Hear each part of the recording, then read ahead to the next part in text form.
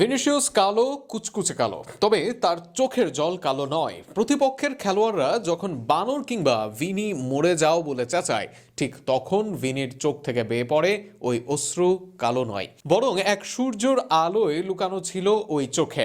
অপমানে যখন ভিনি বের হয়ে যাচ্ছিলেন মাঠ থেকে, তখন যেন প্রতি কদমে পৃষ্ঠ হচ্ছিল এক একটা বর্ণবাদীদের মগজ, যার প্রমাণ আজ বিশ্বজুড়ে ভিনির পক্ষে আর রেসিজমের বিপক্ষের আওয়াজ। নিজ দলের খেলোয়াড় থেকে শুরু করে হালের এমবাপে সবাই আজ ভিনির পক্ষে। এক কথায় মানবতার পক্ষে। ভিনি চেঁচিয়েছেন, ভিনি আজ রাগ দেখিয়েছেন, তাই হয়তো এবার এসব বিষয় সামনে এসেছে। তবে উগ্রদের এই উগ্রতা বড়ই পরিচিত আর শত খেলোয়াড়ের জীবনে কঠিনতম অভিজ্ঞতা। 2019 সাল বিশ্বসেরা স্কোরার ক্রিস্টিয়ানো রোনালদো এক রোমার প্লেয়ারকে বলেছিলেন, তর্ক করো না, তুমি অনেক খাটো। এই কথা দ্বারা বহু অর্থ ব্যাখ্যা করা গেলেও রোমের সেই খেলোয়াড়ের মনের খারাপ লাগা ব্যাখ্যা করার উপায় নেই। স্পেনে এই রেসিজম স্বাভাবিক ঘটনা হয়ে দাঁড়িয়েছে। একসময় মেসি, দেমবেলে থেকে শুরু করে আজকের ভিনি কেউই রক্ষা পাননি এই রেসিজম থেকে। কারো একজনের তো প্রতিবাদী হতেই হতো। হ্যাঁ, ভিনির মতোই হতে হতো, যিনি নাড়িয়ে দিবেন বিশ্ব ফুটবলের মস্তিষ্ক। পোকা ধরা মগজগুলোতে ওষুধ হিসেবে কাজ করবে সেই নাড়া। ভিনি কতটা দিতে পেরেছেন তা সময় বলবে। তবে ইতিমধ্যেই হয়েছে অনেক কিছুই, আর হচ্ছে অনেক কিছুই। উগ্ররা পরিত্যাজ্য। সে যে দলেরই সমর্থক বা খেলোয়াড়ই হন না কেন, সে মানুষ পরিচয়ের যোগ্য নয়। গতকাল আর্জেন্টাইন তরুণ প্রেস্তিয়ানো যখন ভিনিকে বানর বলেছেন, তখন ভিনির পক্ষই নিয়েছেন সবাই। তবে মরিনহোর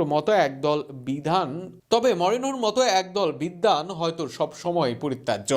রিয়ালের English fullback Trent Alexander Arnold এমন ঘটনাকে লজ্জাজনক বলে অবহিত করেন।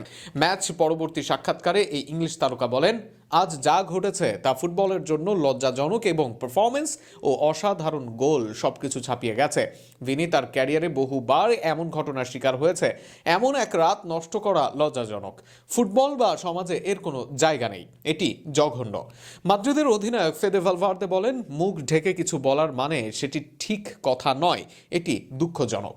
এই অপমান খুবই গুরুতর এবং ভিনিসিয়াসের সঙ্গে এমন বহুবার হয়েছে।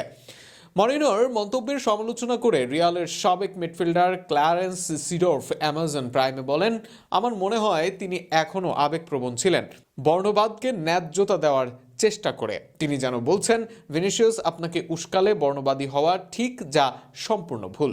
মরিনোর সাক্ষাৎকার দেখার পর ইংল্যান্ডের সাবেক তারকা থিও ওয়ালকট বলেন, আমি সাধারণত শান্ত মানুষ, সহজে রাগ করি না।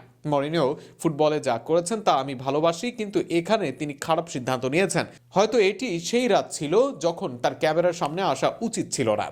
রিয়ালের তারকা এমবাপে দাবি করেন, প্রেস্তিয়ানিকে আর চ্যাম্পিয়ন্স লিগে খেলতে দেওয়া উচিত নয়। এমবাপে বলেন, এমন কিছু আমার সঙ্গে কখনো ঘটেনি। এমন গুরুত্বপূর্ণ বিষয়ে স্পষ্টভাবে কথা বলা জরুরি। বেনফিকা ও তাদের কোচের প্রতি আমার গভীর সম্মান আছে, কিন্তু আমার মতে এই খেলোয়াড়ের আর চ্যাম্পিয়ন্স লিগে খেলার যোগ্যতা নেই।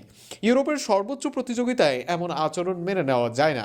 এটি এখন ওয়েফার বিষয়, তারা যেন সঠিক ব্যবস্থা নেয়।